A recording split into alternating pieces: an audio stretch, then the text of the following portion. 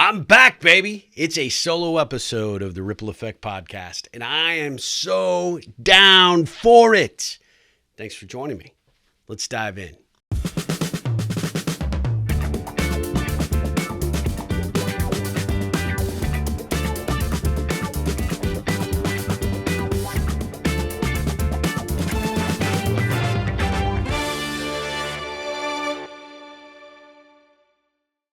Hey, if you're new around here, my name is Steve Harper. I turn ordinary connections into extraordinary relationships. I do that by helping individuals and organizations identify, develop, and grow their key relationships.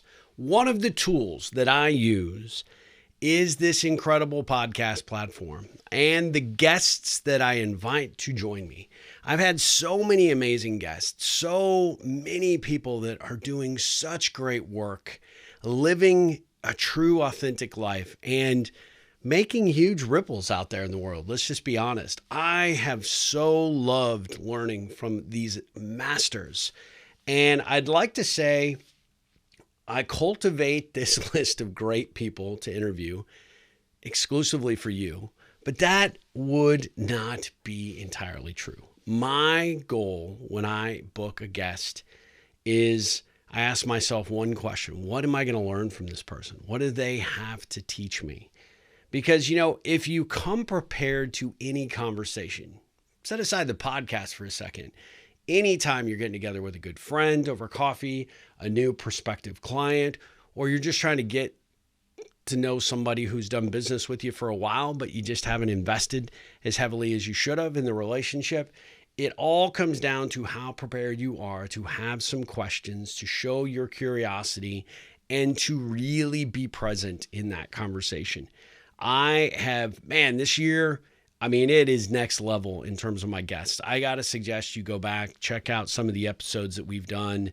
Go back to all the early episodes too, and you can see the progression of how much more comfortable I'm getting interviewing. I actually had somebody that comes from big media that said, "Man, you missed your calling." And I'm like, man, coming from you, that is such high praise. I feel like I am such an infant in this process of interviewing, but I do know that is probably not true. Putting a camera on people and putting a mic in front of them, that does change the dynamic.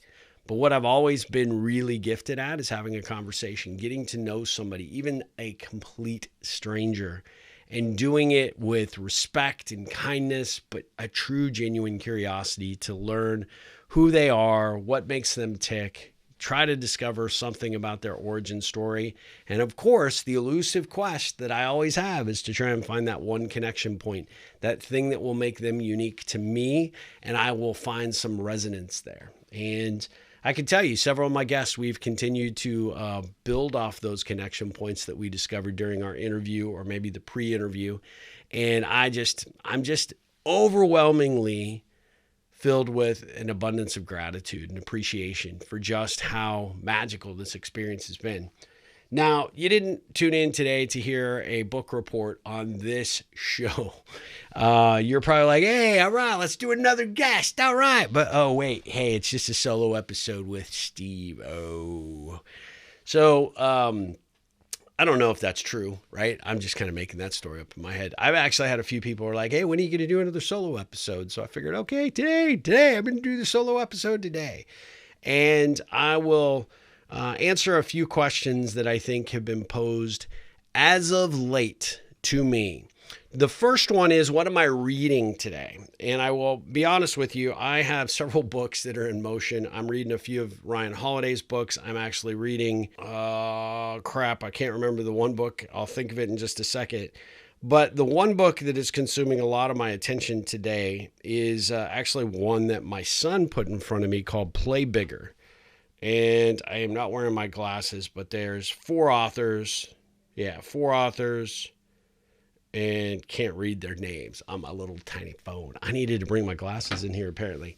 But Play Bigger, and it is about finding and niching a scalable business. And that is something that obviously we all try to do when we're in the entrepreneurial world, trying to find our unique value proposition, how to become the market leader, how to do things better than anybody else that's out there. And maybe, if you're lucky, come up with an original idea that the market actually hasn't yet discovered or defined. And I am enjoying that book immensely. I'm taking copious notes and just digging it. What am I listening to these days? I am heavily going through the recently released Lost Tracks box set for Bruce Springsteen. He just released 9 albums. I don't know how many records are in this thing, but it is spanning a period from, I think, the late 70s to different genres that he's worked on but never released. And man, I am loving it. Every single album, I mean, I'm a huge Springsteen fan. He could put out roaring crap and I'd be like, oh, brilliant. It's brilliant. It's so brilliant. But that is not the case with these tracks. These are some amazing songs. And what I'm really enjoying is actually reading a little bit more about the origin of these songs, sort of where and in what time period of his life he was kind of writing and going through this material. That has proven to be super, super fascinating to me because it is just, it's fun. It's fun to absorb that information and to see a little sense of where he was in his career path and the purpose behind it, when he had all these pressures as a rising rock star to do one thing and one thing only. And he's deviating into gospel music. He's looking at country music. He's looking at a little bluesies riff, and he's just got his full scope of talent on display. And so this was something that they promoted earlier in the year that it was coming. I had my date on my calendar scheduled or circled, and man, I was ready to get it the moment it came out. I pre-ordered the albums, so I had the vinyl that came in this very cool box. I should have brought it in, but it's looks like a road crew box, like if you were on tour or something. It's really awesome. There's some different notes, handwritten notes that he's put in there, obviously duplications or facsimiles of those, but it's still cool. It's like, has quickly become one of my prized possessions, and I am listening to it on heavy rotation. That on the music side is one thing. The other thing on the music is I'm really getting into Charlie Parker, jazz musician from way back. I had never listened to his music with any intent. And I got to be honest, I was watching a Cosby Show rerun. I know that may not be politically correct these days because of what Bill Cosby's been accused of, but that show is just... The Cosby Show was just lightning in a bottle. It was such a great show. They just happened to have a episode where he was bidding with another physician friend of his for a Charlie Parker album. And I'm like, I've never actually listened to Charlie Parker. Heard it, thought it was a suggestion. So I went, downloaded an album that night and listened to it as I went to bed. And I was like, man, I love this. And then I went heavy into Charlie Parker.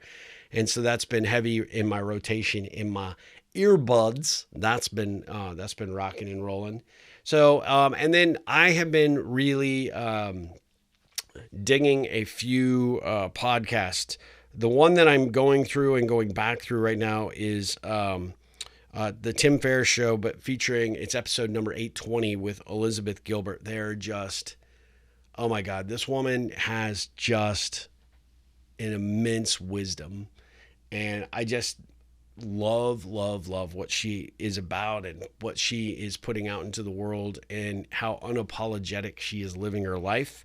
I just dig that very, very much. I'm also listening to Clear and Vivid by Alan Alda. You guys might know of Alan Alda from his days in MASH, where he was Hawkeye.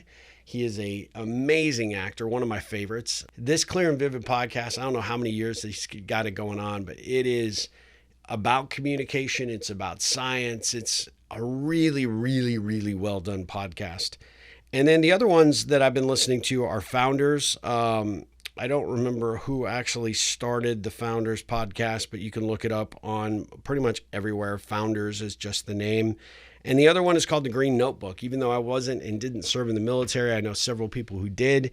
And that podcast is really, really good because it actually features a lot of military leaders and talks about their thought process through leadership and their approach to engaging their work and what they do. And in a lot of cases, what they've done post-military to be able to take that experience and then apply it into the private sector. It's been really fascinating to listen to. So highly, highly recommend those podcasts. There's 4. The other question that was proposed is, how am I spending my free time? This has been a exceptionally rough period of my life right now. I don't feel like my free time is even free. It's being consumed by a lot of stressful situations at work, some stress with some ongoing family challenges that we're going through, and specifically being one of the caregivers for my 90-year-old dad. Doing it remotely is not for the the faint of heart. It has been hard since taking it over earlier this year. He's had 3 pretty significant health situations that have bubbled up, and like a true champ, he's come through every single one of them. I feel like after we took over his care and kind of gave him a preview of what life really should be like, he has just opened up and he's blossomed.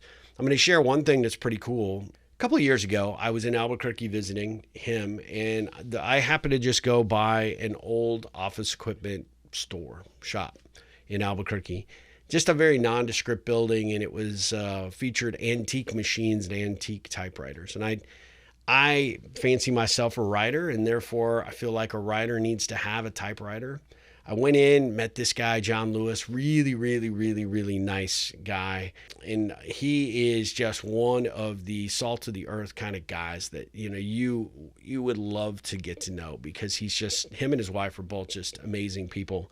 Anyway, that first trip there, I bought a 1934 Royal typewriter. This thing is a beast. It looks like a train, like the train engine, right? It's so black and so rugged, and it's just really, really cool. And on that particular trip, I don't know what the circumstances were, but I didn't take it by my dad's house, but I've typed a few things to him and mailed it to him, and he always loves that. But he and I have talked about this, and the main reason I bought this one was it was from his birth year. Recently, I had to come back and spring him from the rehab hospital. He had COVID, not a drug problem. He was so ready to get home, and I thought, how do I make this trip a little bit unique? So I decided I was going to bring the typewriter and actually show it to him. And the moment I opened it up and put some paper into it, man, he's pretty much blind, right? But he could feel the keys and he could see it, and he gets his glasses on to see what he can. He's got macular degeneration, makes it extremely difficult for him these days. But it was like a switch went on in his head. All of a sudden he's popping, keys. You can't see really the words that he's putting down, but you could see there was intent and focus. And this is such an older machine. You really have to smack those keys with intention. And boy, did he go to town. It was such a cool experience. So I let him, play with it that day. I brought it back the next day. He kind of played around with it. And then I had to go back to Austin, right? And the caregiver, sweet girl that we have caring for him throughout the day, called me one day and she's like, "Hey, where is that typewriter? He said you brought him a typewriter." And I had to explain, no, I didn't bring it for him. I just was showing it to him. But, I'm really impressed that he's asking. She's like, "Is he ever? I wonder if we could get him one, because he just seems that interested." And so I jumped online and found that Royal is still in business, and they sell, newer models, not very expensive typewriters. So I decided, I had some points on my credit card, and I thought, well, why not? So I got him one, and then I had to decide to get me one just because, we needed the same typewriter. I got him a blue one, Ripple Blue, because that would make him smile. And I got me a Fire Engine Red, which is my favorite color. And, didn't tell him it was coming. And when it showed up, he was overjoyed and excited and appreciative, and couldn't believe that I took the time to do that. And he has been loving it for the past week or so. And that just warms my heart, because as I look at sort of timelines, let's say you feel like in a lot of ways, even though he's strong and keeps overcoming a lot of these health challenges, you feel like it's kind of like the unwinding grandfather clock. Time is going to catch up eventually, and eventually we're going to hit that point where he won't be here any longer. And so trying to find unique ways to really connect with a guy that can't hear real well, can't see real well, frustrated by the life that, health challenges that life has thrown at him. This was just like pure magic. It just warmed my heart so much. And he has continued on our, when I talk to him, to bring it up and to talk about it, which is, something he would have done 20 years ago, 10 years ago, would have just talked these things to death. And he's kind of gotten away from that. The older he got, the more that he retreated into his shell because of his prior caregiver. Now he's coming out and he's like kind of exploding with creativity and really passionate and excited about life. And this thing just really seemed to stimulate him in a way that was really, really positive. And so it really was awesome. And like I said, it's become kind of a elixir to our conversations, because he's like, I don't know what I'm typing, but I'm having a good time typing. And that just is so cool. One of the other things that got asked of me recently is I've alluded to some difficulties and challenges. And this person asked me a question that said, I don't want you to share what you're going through, but how do you seem to keep it together? It's a great question. I've always fancied myself as someone that can handle stress in a big, big way. I really like to think that I'm only dealing with one challenge at a time. Sadly, this year has thrown me multiple challenges, multiple unexpected challenges, which usually is the case, but multiple heavy challenges at the same time. And just when you feel like you're lighting your load over here, you got something else that weighs you down and comes and lands squarely on your back. I appreciate the compliment. I appreciate the genuineness behind it. It means that I'm doing a pretty good job acting. Behind the scenes, not doing great. I'm not doing that well. I am stressed. I'm not sleeping all that well. I'm having a hard time getting my mind to quiet down. There's a lot of things that are in process that I can't directly control, I can't directly fix, or I can't directly solve. And I'm just having to trust in my faith that these are all things that are going to work out in time. There is a plan. That brings me comfort. There is somebody higher than me that is overseeing and guiding what happens.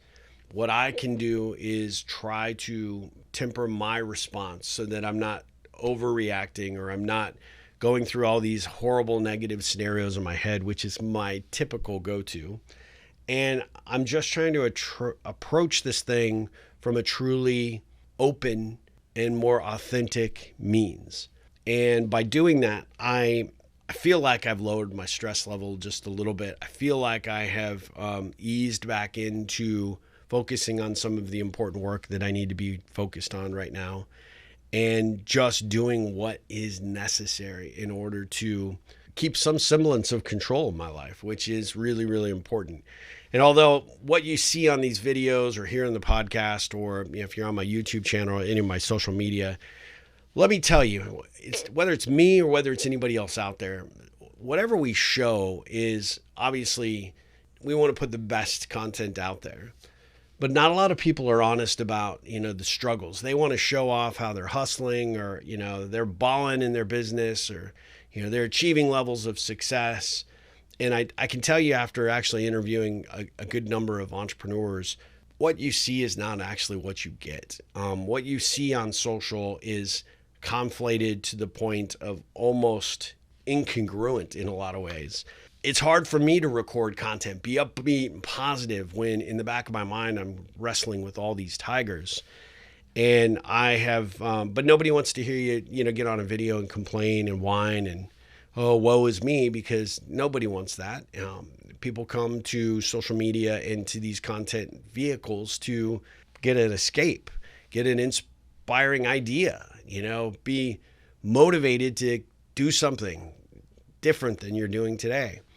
And so I feel like there's a little bit of falsity there. So the fact that I've sort of been upfront and honest about me dealing with some things is one thing. To actually get the overwhelming responses that I've gotten, like this question, people calling just out of the blue to show their love and support for me, people asking what they can take off my plate, where they can help be guides. I mean, that has filled my heart with so much immense gratitude and appreciation. Even some of my past guests from this show, who I now am lucky to call friends, they've all reached out to me. And hey, I don't know what it is. You don't have to tell me, but just know that I'm here. Those words alone fill someone's tank up, right? And I would highly recommend that if you've got somebody that's important in your life or somebody that you follow that really means something to you, if you would take the time to let them know, because when you take the time to let them know, you are actually making a huge, huge ripple for them. Because sometimes those of us that are out here creating, we don't know whether we're doing anything of substance, whether we're actually making a dent in the universe at all. Maybe I'm speaking for myself, but not really, because I've gotten this feedback from a good number of people. Like when I look at them, like your platform, the number of followers, the brilliance that you have out there in the world, and you're sitting here still with a little bit of imposter syndrome or, a worry. It's actually reassuring. I hate to say it. I don't really want to relish somebody else's, insecurity and pain, but it's good to know they have it. It's really good to know they have it, because I got it. Like, I thought I was the only one. I thought I came with a double dose of it, to be honest with you. I really do appreciate that. I'm doing the best that I can with what I've got, and I have given over all of my expectations for me to God, and placed it in His hands and said, hey, I need your help here. I need to be able to muddle through these things. I've got high stress. I've got big risk, and I've got lots of uncertainty that's just like punching me in the face. And I need some bigger gloves. I need some headgear. I need some help. I need some protection. And I'm starting to see the fruits of those requests come. Maybe not exactly in the direction or the way that I would have liked it, but that's kind of how it always is, right? Giving up control is not an easy thing. And knowing that you can't influence the outcome of certain things is super frustrating, especially for someone like me that's been an entrepreneur, that's used to having his hand on the yoke so he can go faster, higher, turn right, turn left, do my evasive maneuvers if I need to. I'm talking like a Maverick from Top Gun. That would be awesome, though. Like, wouldn't it? Like Steve, Maverick. We'd be like best buddies. I don't want to be his backseater, though, because that guy kills a lot of people. Anyway, I digress, as I tend to do. But having my hand on the controls, determining how fast or how slow I go and which direction I need to go, and if I need to change directions abruptly, the call is mine. That is what I'm accustomed to, and giving up that and saying, okay, God, I know you're not going to give me more than I can handle. I trust 100% that you have a plan for this outcome. I know that you have the best intention for it to work itself out and to be the most positive, beneficial thing ever. So I'm going to try to give up the worry. I'm going to try to give up the stress. Has that worked? Yes, some. Has it helped reduce how I would normally be and the frustration, pissed off guy that I would be normally walking around because I can't control the things that I want to control? Yes, that's calmed me down quite a bit. It's made me a lot easier to be around, and it's made me be a good support for the people that I need to be a support for. So that part I want to say is a gift. And I do think that I'm in a period of my life right now that I am on the receiving end of a whole lot of messages, and I am just trying to figure out where I'm supposed to do the work that I'm supposed to do. Where I'm supposed to show up and how I'm supposed to show up and how I'm supposed to respond and react. I'm just doing a lot of listening these days. And this question about how I'm handling it all is as best as I can, I think, is probably the simplest answer to that. So I appreciate that question very much. I didn't expect this to be an Ask Me Anything, but I had these questions that had been put in by users. I'm going to finish up this episode with one last one, which is, what are you excited about? Well, as I just said, I have a whole lot of things that are kind of taking away from the excitement quota. But I am starting to put my mindset towards some specific intentions. I've got some new programs I want to launch. I've got some new things that are coming in terms of content. But I think the thing I'm most excited about is, despite all the heaviness on one side, my creativity is just off the frickin' charts. I've gotten back into drawing. I'm doing a lot more journaling. I'm writing more. I'm starting to contemplate a few other book concepts right now. And I'm doubling down in those efforts. I'm learning Spanish through Duolingo. I am holding myself accountable to do something every day to better myself. I am getting better physically in terms of, just my physical fitness. I'm staying committed to moving and doing something strenuous every single day. And as soon as it's not 115 degrees in my garage, I will be back woodworking, which is where my real calmness and stress control takes place. The thing I have actually that I'm going to start, I don't know if I'll be able to do it this weekend before I have some travel coming up, but one of the things that I'm actually kind of curious to do is actually do these hand carvings and do a hand print. Not a hand print, but like a manual print. I don't know what they call it, but I saw Austin Kleon do this video about carving these little things and then making these little stamps that, kind of you put onto a book, or you could put onto a note card or something. And I thought, man, what a cool idea. And it kind of marries what I love to do, which is draw a lot of, unique Southwestern designs and cocopellis and different things. And I usually carve those things out. But now I could actually carve these and actually make this part of my brand and my approach. So when I send a typewritten card to somebody, don't be surprised if on the opposite side of the envelope, you're going to have one of my custom stamps that I'm going to hand carve. I'm going to figure out how to pressure, put the paint on it and then do the pressure, whatever they call it. God, I wish that I could get that name. Let me look here really quick. Yeah, here we go. Block printing. Good God. You create these blocks, you put paint on it, and then you put it down pressure on the paper, and it makes these really cool creative images. I really want to start doing that because I want to send out a lot more handwritten cards. I want to do something unique in those cards. I usually draw a doodle or something, but this seems like even cooler. So imagine a hand-carved ripple as an example. That's something that's going to be on my list of things to do. I'm going to hand-carve this thing using an X-Acto knife, and then I'm going to print these things, and then I'm going to send them out with little note cards that just say, hey, I was thinking about you. I hope you're doing well. What can I be doing? What ripples can I be looking to create for you? All that good stuff. So that is the game plan right now for me to do. So I am ticking some boxes creatively, and that's got me excited. I am loving really tapping into my creativity side. And I'll say one other thing that I kind of have guilty pleasure that has just gotten kicked off. Thanks to my son, Zach, I should be angry with because he got this habit, this very bad and expensive habit re-engaged for me, which is baseball cards and football cards.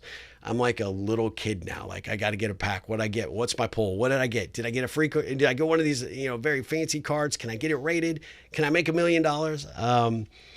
The hunt is real. The dopamine hit is significant. And the fact that we are actually kind of doing this hobby together, sort of, is a whole lot of fun. And so I don't know where that's going to go, but I know, much to my wife and his wife's chagrin, we're back in it. And I don't see it stopping.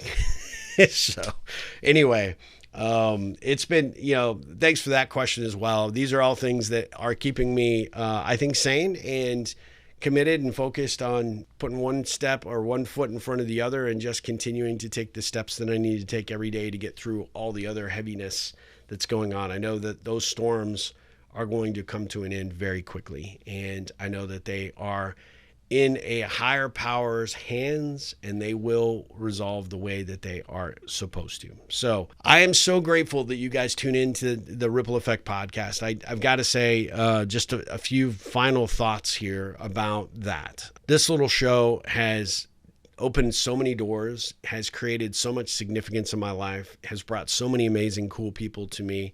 Not just the guests, but the the very unique and really interesting audience that I have realized is discovered this podcast and are the merry band of loyal listeners. And I want to say thank you for that. I want to tell you how much that means to me, how much I appreciate it. It does not go unnoticed. And so every time you do send in a question, every time you do send in a comment or a suggestion on a topic or a future guest, all those things do get seen by me personally. They're also put into a folder for my team and I to review and look at as we start to build out our content calendar. And, I just appreciate all the support and all the love that you guys have showed me. I mean, you don't have any clue how bigger ripples that creates for me when you send these things in, tell me about it, leave a review on Apple Podcast, all that good stuff. So thank you. I appreciate that from the bottom of my heart. I would highly encourage that you check out ripplecentral.com/pond. If you're not part of our community, we're going to be doing some things in the fall to get this thing refired up and going. And we need you. We need some great committed individuals that want to practice their connecting and be committed to doing some good work out there in the world by making a difference. And so way you can make a difference and start to ripple is get in the pond and put up a profile pic, fill out your details, and then do a post to introduce yourself to the community under to introduce yourself just to get the ball rolling. I promise you, you'll find some amazing content, some amazing individuals in that community. And if you like it and you find some value in it, please help us share it to the people that you think would and should be in our community. Share it out. ripplecentral.com/POND. Let them know this is not a marketing list. This is not a place to, promote your wares. This is a place to come, practice connecting, start conversations, engage with people who want to make a difference in your life because you want to make a difference in theirs. So highly recommend you check that out. As always, I want to thank you for listening to this podcast. If you've not yet given us a review, would you jump on Apple Podcasts and do that? All the other podcast platforms don't seem to care about reviews.